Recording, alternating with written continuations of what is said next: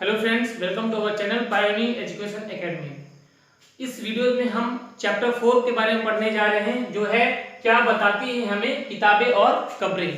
तभी तक हम लोगों ने देखा था कि पुरातत्वविद हैं, खनन कार्य कर रहे हैं और किसी क्षेत्र का सर्वेक्षण कर हमें वस्तुएं प्रदान कर रहे हैं, उनसे हम इतिहास का पुनर्निर्माण कर रहे थे। तो उन्हीं का एक तत्व है जो इतिहासकारों ने खोजा है, वो है कब्रें और इतिहास की आगे जानकारी दी है। और एक और टॉपिक है हमारा किताबें। तो जिन किताबों के बारे में हम पढ़ने जा रहे हैं वो प्राचीन किताबें हैं चारों वेद। आप लोगों ने वेद का नाम अच्छे तरीके से सुन रखा होगा। ये चार वेद कौन कौन से हैं? ऋग्वेद, यजुर्वेद, सामवेद और अथर्ववेद। तो हम जिस वेद का अध्ययन करने जा रहे हैं वो है हमारा ऋग्वेद। तो इस वेद की रचना आज से कितने साल पहले हुई थी? 3500 साल पहले। तो इसकी रचना किन लोगों ने की थी? ऋषियों ने की थी, जिसमें अधिकांशतः कौन थे? पुरुष थे। महिलाएं भी शामिल थे, लेकिन उनकी संख्या क्या थी? बहुत ही कम थी, गिनी हुई थी। लेकिन अधिकांश कौन थे? पुरुष थे। तो जैसा कि आज हमें यदि हम खोजना चाहे ऋग्वेद को कि ये कैसी दिखती है, तो हमें ये क्या होती है? प्रिंट फॉर्म में दिख जाती है। तो आपके मन में प्रश्न उठता होगा कि क्या आज से 3500 साल पहले क्या ऋग्वेद इस तरह से तैयार हुई थी? तो जी नहीं। जो प्रिंट फॉर्म आप देखते हैं वो कितने साल पहले की है? 200 साल पहले की। इसकी भाषा क्या है? कौन सी भाषा में ये लिखी गई है? तो वो भाषा है प्राक संस्कृत। जो आज हम लोग संस्कृत का प्रयोग करते हैं उससे ये क्या है? डिफरेंट है, ये अलग है प्राक संस्कृत। इसके बारे में पढ़ेंगे कि ये किस परिवार से बिलोंग करता है, किस परिवार से ये संबंध रखता है। अब हम देख लेते हैं कि ऋग्वेद में क्या क्या है। तो ऋग्वेद में 1000 प्रार्थनाएं हैं। इन्हें हम क्या कहते हैं? सूक्त भी कहते हैं। ये प्रार्थनाएं किसे समर्पित थी? देवी और देवताओं को ध्यान में रखकर ये प्रार्थनाएं लिखी गई थी। देवी और देवता। अब वो देवता कौन कौन थे? जो मुख्य देवता थे उनके नाम मैं बता दे रहा हूं। अग्नि, ये थे अग्नि, आग के देवता। इंद्र, इंद्र कौन थे? युद्ध के देवता। तीसरा सोम, ये कौन से देवता थे? ये थे पेय पदार्थ। सोम होता है जिसे मदिरा पान भी कह सकते हैं, उसके देवता थे सोम देवता। अब मैंने बताया था आपको कि मैं बताऊंगा प्राक संस्कृत किस परिवार से बिलोंग करता है। तो ये कौन से परिवार से बिलोंग करता है? भारोपीय। भारोपीय दो क्षेत्र से मिलकर बना होता है, भारत से और यूरोप से। तो इसके अंतर्गत कौन कौन से भाषाएं आते हैं वो मैं आपको बता देता हूं कि भारत की कौन कौन सी भाषा इसके अंतर्गत आती है। भारत की हो गई असमी, सिंधी, हमारी हिंदी, गुजराती, ये हो गए। एक एशिया की भाषा में लेते हैं, वो कौन सी है? फारसी, जो अंग्रेजों के आने के पहले मध्यकाल में हमारे यहाँ प्रचलन में थी। अब यूरोपीय कौन कौन सी भाषा है जो इससे बिलोंग करती है? फ्रांसीसी बोल सकते हैं, फ्रांस की भाषा, इंग्लिश, जर्मन इत्यादि। ये क्या आती है? इनसे बिलोंग करती है। अब हमारी और भाषाएं हैं भारत की, वो किन किन परिवार से बिलोंग करती है? तो आपने एक परिवार सुना होगा, द्रविड़ परिवार, जिसमें द्रविड़ भवन निर्माण कला भी है और अन्य कला भी है। तो द्रविड़ कला में, द्रविड़ भाषा में कौन कौन सी भाषाएं शामिल है इस परिवार में? तो आप साउथ की भाषाएं चले जाएं, मलयालम हो गई, आपका कन्नड़ हो गया, तेलुगु हो गया इत्यादि, ये किसमें है? द्रविड़ में है। अब एक और अलग परिवार है, उसका नाम है ऑस्ट्रो एशियाटिक। अब इस परिवार के अंतर्गत कौन सी, कहां की भाषाएं आती है? तो हमारा मध्य भारत का जो हो गया क्षेत्र, झारखंड हो गया, यहाँ की जो भाषाएं हैं वो इस परिवार से बिलोंग करती हैं। अब है कि इतिहासकार है वो ऋग्वेद का अध्ययन कैसे करते हैं। इतनी पुरानी पुस्तक है, हमें जिस फॉर्म में लिखी गई है उस फॉर्म में प्राप्त हुई नहीं है। उतने समय से लंबे समय तक उसको एग्जिस्ट अपने फॉर्म में बनाए रखना कितना मुश्किल हुआ होगा। ऐसे में इसका अध्ययन ऋग्वेद का और अन्य वेदों का अध्ययन कैसे करते हैं इतिहासकार। तो ये क्या करते हैं, इतिहासकार भौतिक अवशेष, मतलब वही जो पुरातत्वविद इन्हें प्रदान करते हैं, प्लस किताबें, इन दोनों का अध्ययन करके इतिहासकार क्या करते हैं, इतिहास का निर्माण करते हैं। तो ऋग्वेद के बारे में मैं बता देता हूं कि ऋग्वेद इतने लंबे समय तक परंपरा में कैसे रहा। तो जो ऋषि थे, यहां शिष्य गुरु परंपरा चलता था, गुरु शिष्य परंपरा। गुरु क्या करते थे, कंठस्थ करा देते थे शिष्य को मौखिक माध्यम से। इसके द्वारा ये पूरा ऋग्वेद हो, चारों वेद को शिष्य को क्या करते थे, रटा देते थे। और इसी प्रकार ये लंबे समय तक चलता आता रहा। जब लिपि लेखन शैली का विकास हुआ तो इसको एक अलग किताब की शक्ल दे दी गई। जो अगला टॉपिक है वो है मवेशी,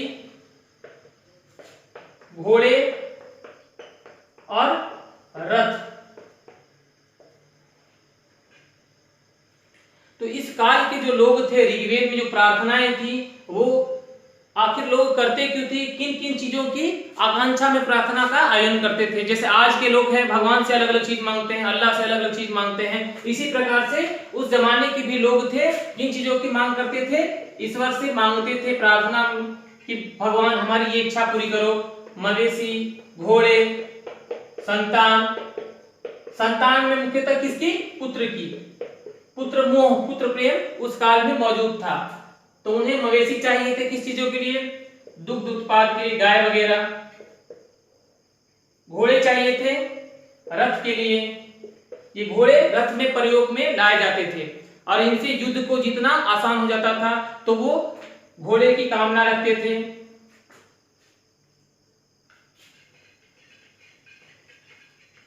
अब इस काल के लोग युद्ध क्यों किया करते थे, आखिर इन्हें रथ की जरूरत, घोड़ों की जरूरत क्यों होती थी।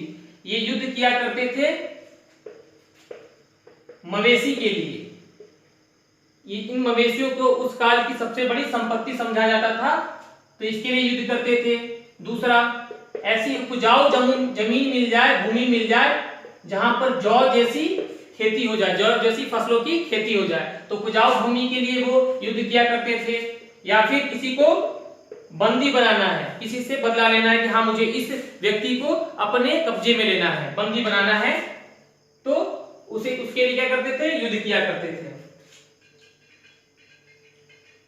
इसके लिए कोई स्थायी सेना नहीं हुआ करती थी। जैसे आप आगे के काल में देखेंगे कि वहां पर क्या होती है, राजा के पास एक स्थायी सेना होती थी, सैनिक भर्ती हुआ करते थे। तो ऐसे नहीं, इसमें ऐसा नहीं होता था। इसमें क्या किया जाता था कि उस गांव के या उस क्षेत्र के अधिकांश पुरुष जब युद्ध होता था तो शामिल हो जाते थे उसमें, सेना के रूप में वो लड़ने जाया करते थे। अब है अगला टॉपिक, लोगों की विशेषता बताने वाले शब्द।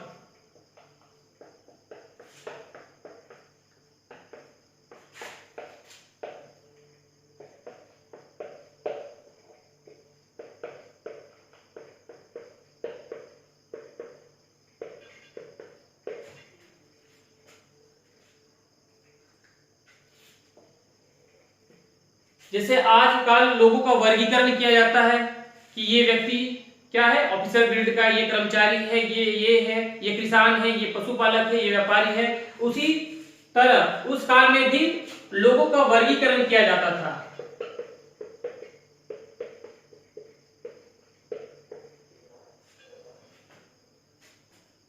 कैसे वर्गीकरण करते थे लोग, क्या करते थे, उनको कैटेगरी में डाला जाता था। किन आधार पर, काम के आधार पर। जैसे कोई किसान हो गया, राजा हो गया, व्यापारी हो गया, मैंने बता दिया। फिर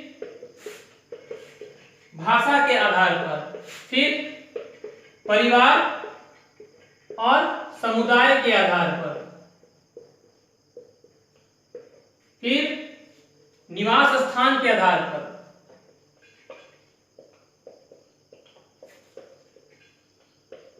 फिर सांस्कृतिक परंपरा के आधार पर कि ये इस काल के ये इस सांस्कृतिक परंपरा को फॉलो करते हैं, ये हमसे अलग है।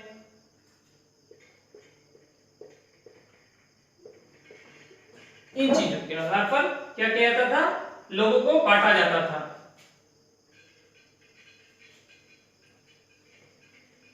जैसे पुरोहित, इनका कार्य क्या हुआ करता था, ये काम के आधार बांटे गए। इनका काम क्या था, यज्ञ क्या करना, यज्ञ करना इनका कार्य था, ये यज्ञ किया करते थे।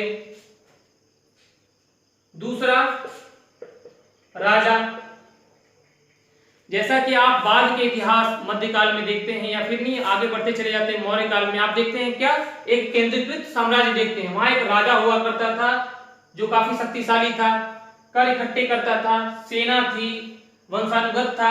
लेकिन ये सारी चीजें यहाँ नहीं थी, यहाँ वंशानुगत वाली व्यवस्था नहीं थी। जो अच्छा बलशाली होता था, अच्छा नेतृत्व करता था, उसी को राजा चुना जाता था। ये क्या करता था, कबीले का मुखिया हुआ करता था, लोगों के लिए लड़ाइयां करता था। आगे हो गए जनता। अब राजा है तो जनता होगी ही। जनता को क्या कहा जाता था, जन या विष। आगे आप इसके अंतर्गत आप देखेंगे छोटे छोटे समुदाय जिसका अलग अलग नाम दिया जाता था, जैसे भरत जन, पुरु जन या विष। अब ऋग्वेद में प्रार्थनाओं का जो प्रार्थनाएं थी लिखी किनके द्वारा गई थी, रचना किन लोगों ने किया था। तो ऐसा लोग मानना था कि जो रचना करने वाले लोग हैं वो क्या है, आर्य हैं, वो अलग जाति हैं, वो अलग लोग हैं। और बाकी लोग को वो क्या बोलते थे, दास या दस्यु। इनका क्या था, इनसे अलग भाषा थी। ये भाषा थी क्या थी, इनसे अलग थी। और दूसरा, ये यज्ञ नहीं किया करते थे, इन्हें यज्ञ करने का अधिकार नहीं था। यज्ञ करने का काम क्या था, इनका था। और प्रार्थनाओं का जो रचना की गई है प्रार्थनाओं का, वो आर्यों ने किया था। आगे के समय में क्या हुआ, बाद में यही दास की लोगों के लिए प्रयोग में आने लगा, गुलाम के लिए, बंदियों के लिए। अब इनसे क्या करते थे, मालिक सारा काम करवा सकते थे, जो हुक्म इन्हें दिया जाता था, अब इन्हें मानना होता था, इन्हें वो सारा काम करना होता था। जो आगे का जो टॉपिक है वो है खामोश प्रहरी।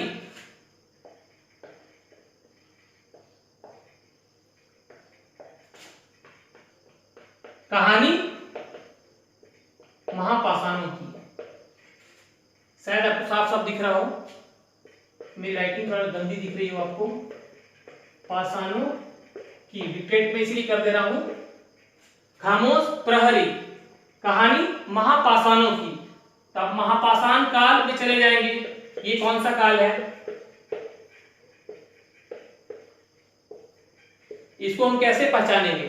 तो इस काल के लोग थे वो क्या क्या करते थे, जो कब्र था, जब लोग मरते थे तो उसके आसपास बड़े बड़े शिलाखंड, बड़े बड़े पत्थर लगा दिया करते थे। तब से ये प्रचलन में आया और उसे क्या नाम दिया गया, महापाषाण काल। तो जनरली हुआ कर कौन से वो में साइड में होता था, कहां के लोग इन प्रकार के संस्कृति से परिचित थे,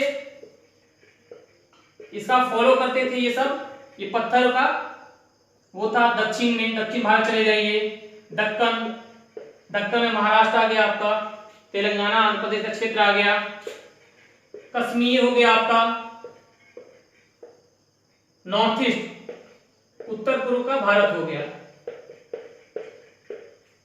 इन जगहों पर यह परंपरा आपको दिखाई पड़ती है। आपको क्या दिखेंगे, जो कब्र, जो बने हुए कब्र हैं पत्थरों से, वो कुछ दिखाई देंगे आपको जमीन के ऊपर हैं, कुछ है जमीन के नीचे बनाए गए हैं। जमीन के ऊपर उन्होंने क्या किया, बढ़िया से कालीनित से पत्थरों से ऐसे बनाया और उसमें लोगों को दफना दिया गया। और कुछ थे कि जमीन के अंदर गड्ढा खोदा और उसके अंदर क्या किया गया, कब्र को दफनाया गया। और वो इस प्रकार से बनाते थे, जैसे एक बिल्डिंग होता है ना, वैसे ही अच्छा गड्ढा लंबा बनाते थे, उसमें एक होल रखते थे। जैसे ये कब्र हो गया, तो यहाँ बाकी जगह छोड़ देते थे कि आगे के समय में यदि उनके परिवार का कोई व्यक्ति मरता है तो वो उसी कब्र में जाके उन्हें साइड में अगल बगल में दफनाएंगे। इससे क्या होता था, ये इनके एक विशेष परिवार का कब्र हो जाता था। और इस पर प्रतीक चिन्ह के रूप में, जैसे सिलपट आप देखेंगे आज भी कि जब लोग मरते हैं तो क्या किया जाता था, एक वहां सिलपट लगा दिया जाता है, उस पर उसका नाम अंकित होता है, जन्म तिथि मृत्यु तिथि ये अंकित होती है। तो उसी प्रकार से उसका प्रचलन यहां से आपको दिखाई देगा। उस समय के लोग क्या करते थे, पारलौकिक में विश्वास उस समय भी के लोग करते थे। महापाषाण काल के लोग ये करते थे क्या कि सामान रख दिया करते थे, कि इनका मानना था कि अभी ये मृत्यु के है, मृत्यु होने के बाद भी जीवन मौजूद है, तो उन्हें भी सामान की आवश्यकता होगी। तो ऐसे में ये क्या करते थे, जो व्यक्ति मर जाता था उसके उपयोग का सामान उसके साथ में कब्र में रख देते थे। जैसे हथियार,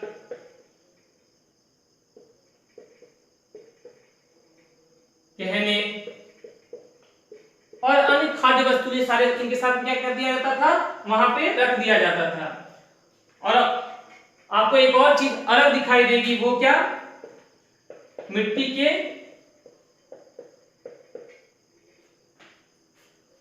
बर्तन, इसे बोला जाएगा ब्लैक एंड रेड वेयर। क्या बोला जाएगा, ब्लैक एंड रेड वेयर बोला जाएगा। चलिए अगला टॉपिक हम जो पढ़ेंगे, लोगों की सामाजिक असमानताओं के बारे में। किसके बारे में पढ़ेंगे हम, असमानताओं के बारे में, कि उस काल के जो लोग थे उनमें भी असमानताएं मौजूद थी। अब कैसे पता चलती है कि असमानताएं थी, तो मैंने बताया था कि कब्र में जब लोग मरते थे तो सामान रख दिया जाता था कि उनके मृत्यु के बाद भी जो आवश्यकता है उसकी पूर्ति होते रहे करे।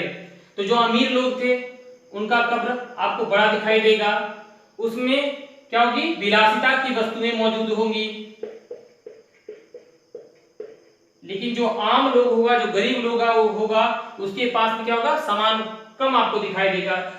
ये व्यक्ति आपको गहने से लदा हुआ दिखाई देगा, इसके पास ये सारी चीजें नहीं होगी। तो पुरातत्वविद ने इन चीजों को देखकर क्या अनुमान लगाया कि उस काल में भी असमानताएं मौजूद थी।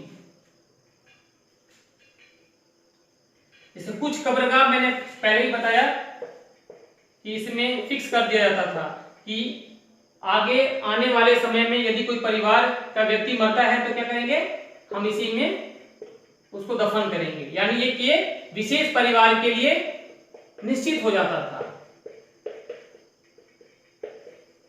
आगे हम पढ़ने जा रहे हैं इनाम गांव के एक विशिष्ट व्यक्ति की कब्र। जैसे मैंने बताया कि यहाँ पर क्या करते थे लोग, जो अमीर होता था वो विलासिता की वस्तुएं अपने साथ, उनके साथ में क्या कर दिया जाता, दफन कर दिया जाता था, ताकि क्या हो, बाद के जीवन, मृत्यु के बाद का जीवन है उसका आराम से और सुख समृद्धि के साथ गुजरे। तो इनाम गांव है कहां, आपको उसको सर्च करना है तो कहां चला जाना है आपको, ये होगा महाराष्ट्र। आप महाराष्ट्र में चले जाइए, नदी है, इस नदी भीमा नदी है, वहां की सब प्रसिद्ध नदी है भीमा नदी। इसी की एक सहायक नदी है, इसका नाम है घोड़ नदी। क्या नदी नाम है, घोड़ नदी। इसी के किनारे आपको ये इनाम गांव मिलेगा। विशिष्ट व्यक्ति के बारे में पढ़ने जा रहे हैं, एक विशिष्ट व्यक्ति के बारे में। इसका कब्र प्राप्त हुआ है। हमें क्या प्राप्त हुआ है कि 5 मकानों वाला एक कमरा प्राप्त हुआ है, जिसमें इस व्यक्ति का शव है, कब्र है, वो क्या है, मिट्टी के संदूक में है। इसमें है मिट्टी के संदूक में है, 4 पैरों वाला संदूक है वो, ठीक है। तो ये हमें जो कब्र मिला है, जो मकान मिला है, वो क्या है, इनाम गांव के सेंटर में, केंद्र बिंदु में है। इससे क्या पता चलता है कि यह गांव का एक विशिष्ट व्यक्ति रहा होगा, एक महत्वपूर्ण व्यक्ति रहा होगा, ठीक है। इस वीडियो का यहीं समाप्त होता है ये, ठीक है।